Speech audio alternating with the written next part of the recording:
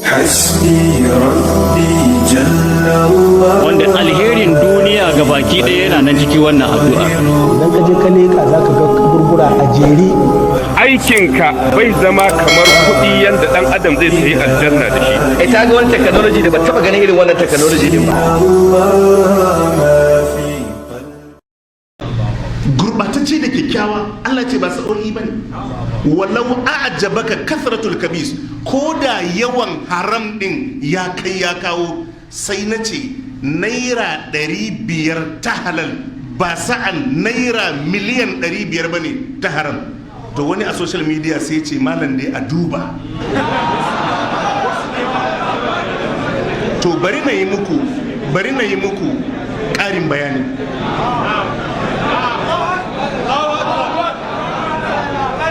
Shi naira 500 na halal, shi naira 500 na halal, nemansa kawai zai iya sa ka shiga aljanna. Neman 500 na halal, ka fita neman 500 na halal, fita neman kawai zai iya sa Allah ya baka aljanna. Ya tabbata a cikin hadisi, annabi sallallahu alaihi wa alihi wa sallam wata rana yana zaune da sahabbansa. Marra ala nabi sallallahu alaihi wa alihi wa sallam rajul. Wata rana annabi sallallahu alaihi wa sallam yana zaune, sai wani mutum sai ya zo ya wuce.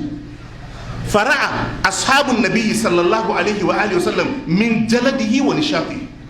Sahabbai da suka kalli mutumin suka ga yadda yake murde, ma'ana a haɗansa lafiyayye ga kuma nishadi ga kazar-kazar, sai suka ce laukana haza fi sabilillah. Suka ce ina ma a ce wannan mutumin ya fito ne zai tafi yaƙi don daga kalmar Allah, ko zai tafi wani aiki don ci gaban addini. Fakada rasulullahi sallallahu alaihi wasallam, sai annabi ya ce in kana kharaja yas'a ala waladihi sigaran fa huwa fi sabilillah. Annabi ya ce idan fito wannan da yayi zai je fafutukan neman abinci ne ma 'ya'yansa ƙanana, fa huwa fi sabilillah, yana kan tafarkin Allah ne. Wa in kana karaja ala abawaini shaykhaini kabiraini fa huwa fi sabilillah. In ya fita ne zai yi fafutuka ya nemo abinci da rufin asiri wa iyayensa tsoffi guda biyu, annabi ya ce fa huwa fi sabilillah, yana kan tafarkin Allah ne. Wa in kana karaja yas'a ala nafsihi ya ibuha fa huwa fi sabilillah. Annabi ya ce kai in ya fito ne zai je ya nemi na kansa don ya kare mutuncinsa, annabi ya ce fa huwa fi sabilillah. Duk wanda ya fita neman leburanci ko bai samu leburancin ba, fa huwa fi sabilillah. Wannan fitansan zai iya sa a rubuta mishi aljanna. Kun ji halal? Ita kuma haram, ɗaya daga cikin matsalanta shine raba mutum da Allah. Daga ran da ka fara cin haram, ka tsinke alakar da ke tsakaninka da Ubangiji. Wannan akwai farashin da za ka iya sayanta?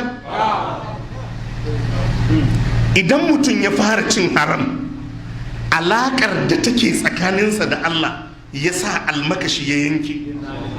Yanzu wannan za ka saye ta a miliyan 500? Annabi sallallahu alaihi wa alihi wasallam ya ba da labari, inna Allah amara al-mu'minina bima amara bihi al-mursalin. Allah ya umurci mu'minai da abin da ya umurci manzanni da shi. Fakada sai ya ce, ya ayyuhar rusulu kulu min at-tayyibati wa amalu salihan inni bima ta'maluna alim. Ya ku manzanni, inji Allah, kulu min at-tayyibati, ku ci tsarkakan ababa na halal, wa amalu salihan, ku yi aiki mai kyau. Ba aiki mai kyau in ba cin halal, ba aiki mai kyau in ba cin halal. Kulu min at-tayyibati, Allah yace ya ku manzanni na, ku ci halal tsarkakakke, wa amalu salihan, kuma ku yi aiki mai kyau.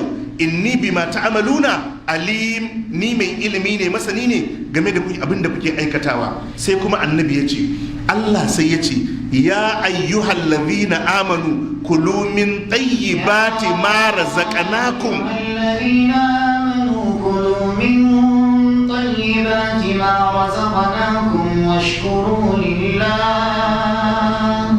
واشكروا لله إن كنتم إياه تعبدون ya ayyuhal ladina amanu ya ku waɗanda suka yi imani da Allah kulu mimma razaqnakum ku ci min tayyibati ma razaqnakum ku ci daga tsarkaka na halal abinda muka azurta ku sai ce washkuru lillahi ku yi godiya ma Allah ku kadaita Allah da bauta duk inda kaga bauta ta tsaya to sai in ana cin halal jama'a mun fahimta annabi yace thumma zakara rajula da annabi ya kawo waɗannan ayoyi manzanni dai an ce musu ku ci mai kyau ku yi aiki mai kyau ku ci halal ku yi aiki mai kyau wanda suka yi imani ku ci halal ku yi aiki mai kyau to sai annabi ya buga misalin wadda ya ci haram kuma ya yi aiki mai kyau a cikin hadisi ɗaya fin mazakarar rajula annabi sai ya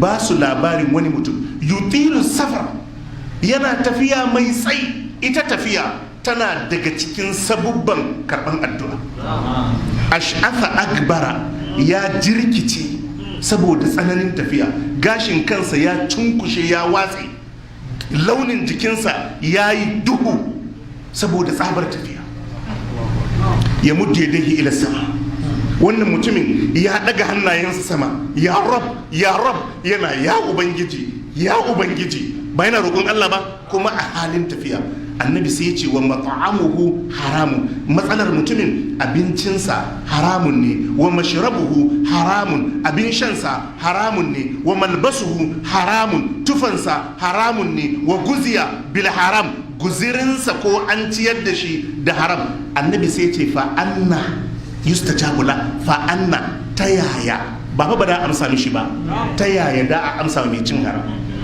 ba fa ba da a amsa annabi ya ce ta yaya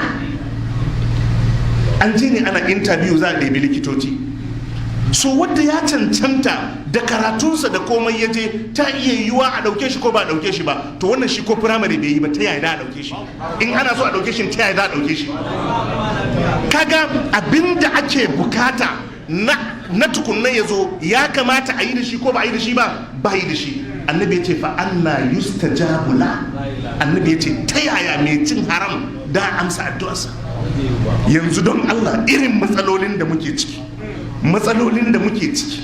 ga yaranmu ga matanmu ga al'umma ga ƙasa a ce kai kana cikin wadda za ka yi addu'a ba za a karɓa ba masifa ce ko ba masifa ka kalli girman addu'a a yanzu in baka san amfanin addu'a ba yanzu ka san amfanin addu'a irin yadda Najeriya take ciki to na daga cikin abun da in dai baka tsare cin halal ba addu'ar ka ba za ta samu tafiya ba yanzu ka auna rashin karban addu'ar ubangijinka ka kalli 'ya'yanka ka kalli yadda kake bukata Allah ya shirya maka su ka hada da naira miliyan 500 to rashin karban addu'an ma da sauki na biyu shine in dai mutum ya ci haram annabi sallallahu alaihi wa alihi wasallam yake cewa man nabata lahamuhu min suhut fannaru aula bihi duk wanda jikinsa ya haɓaka yayi kyau yayi haske amma da dukiyar haram abinci mai kyau yake ci in zai sha mai kyau ya shiga AC ya kwanta na haram yayi kyau jikinsa yayi bulbul yayi kiba annabi ya ce wannan jikin ba abin da ya dace da ita in ba wuta ba za ka je da jikin da ya ginu da haram kuma ka ce za ka yi alaka da Allah ba sai yi ba inna Allah ta'ala tayyibun la yaqbalu illa tayyiba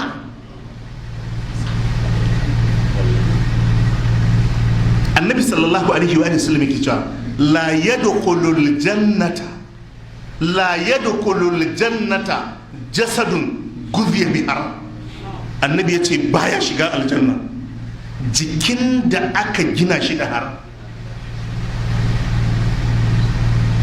jama'a mun fahimta jikin da ya ginu da haram annabi ya ce baya shiga aljanna in ma musulmi ne da ya yi imani sai an wanke wannan daudar haram din an zagonye ta a wuta kafin ya tafi aljanna, amma da jikin da ya ginu da haram ya je ya wuce aljanna sai dai in tuba ya koma ga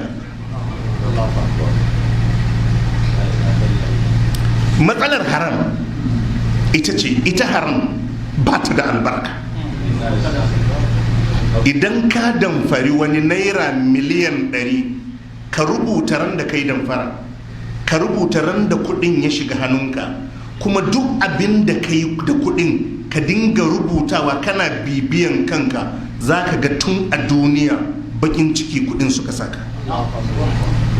ƙarya ne ka ce ka shiga kwanciyar hankali bayan ka karbi kudin sama da kwanciyar hankalin da kake ciki kafin ka yi damfara. ƙarya ne.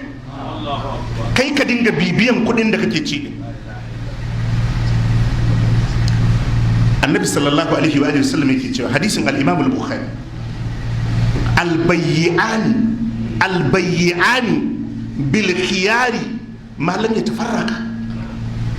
Annabi yace wanda suka kulla ciniki mutum biyu, mai saya da mai sayarwa, suna da zaɓi su zartas da ciniki ko su warware ciniki malam ya tafarraka, matukar ba su rabu ba. An kulla ciniki ba a rabu a ba, kana da dama ka ce ka fasa a baka kudinka. Ka sayar an saya matukar bai bar ba, kana da dama kai ma ka ce ka fasa sayarwa ya baka kudinka. Idan an rabu ya tafi ka tafi, ciniki ya kullu. Annabi sallallahu alaihi wasallam sai ce fa in sadaka wa bayyana, idan su biyu da suka kulla cinikin suka yi gaskiya a cinikin, suka fito da komai fili, idan na da aibi an fito da aibin fili, idan na da wata matsala an fito da matsalar fili, product da ake bukata shine, ba ƙarya aka yi aka ce shine kuma alhalin ba shi bane ba. Burika lahuma fi bai'ihima, annabi ya ce Allah zai sa musu albarka a wannan kasuwar. Shi wadda ya sayar kudin da ya karba, Allah zai sa albarka a ciki, zai amfani shi. Wadda ya saya abinda ya sayan zai mora, Allah zai sa mishi albarka. Sai annabi ya ce wa in kadaba wa katama, amma in suka yi ƙarya lokacin kulla cinikin, wa katama suka ɓoye aibi, ga wani abu da ya kamata a fito da shi an ɓoye.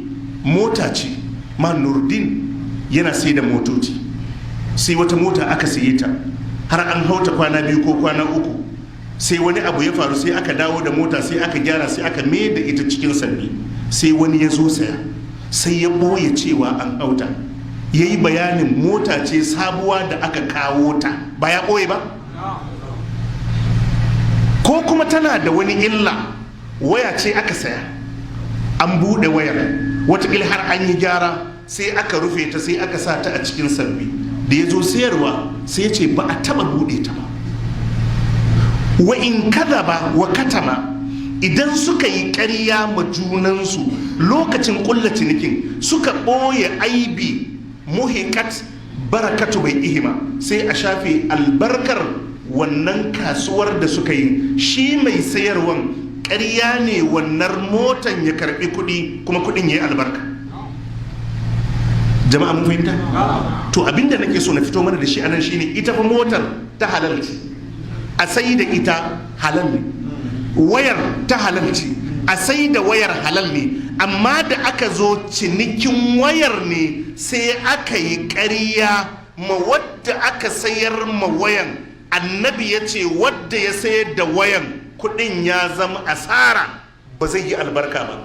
Ita motar fa ta halal ce, a sai da ita halal ne, amma ƙaryar da aka yi aka ɓoye wani aibi aka sayar, annabi ya ce kudin da mai sayar da motar ya sayar ba zai yi albarka ba. To ina kuma motar dama ta sata ce?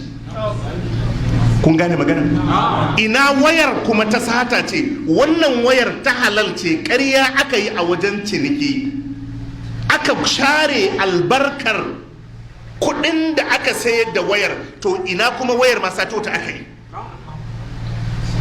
kun gane magana?